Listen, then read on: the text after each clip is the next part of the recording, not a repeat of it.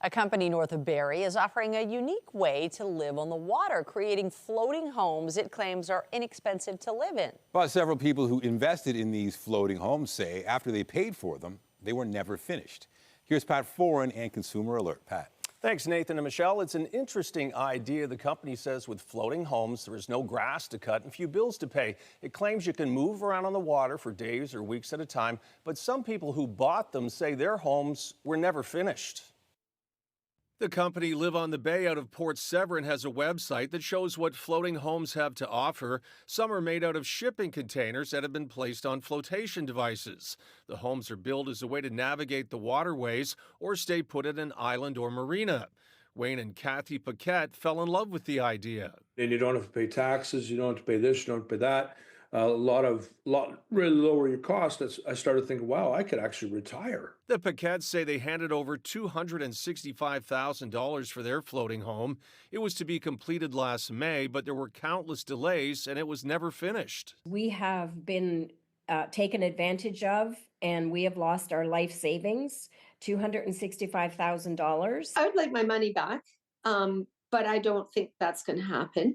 Rhonda Kemp says she moved back to Ontario from Alberta believing a floating home was an inexpensive place to live in retirement. She paid $168,000 for one, which she says was never completed. I've worked hard all my life, raised 3 children and so on, and now I have nothing to show for it. Jim Lewis told CTV News Barrie his custom-made 2-story float home was supposed to be ready last July.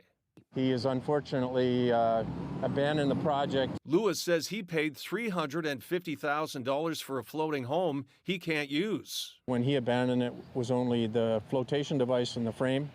We've had to complete the rest on our own. All 3 customers gave money to Joe Nimmons when contacted by CTV News. Nimmons said he completed what he was supposed to and blamed the 3 customers, saying they changed their plans during construction, which led to delays. I'd like to finish their homes in a way that makes them happy in every single one of these cases. They all owe me money. I'd like to have them pay up to where they are, and then we'll build some more for them. Nimmons' website continues to offer floating homes for sale. Customers we spoke with worry they'll never have their projects finished.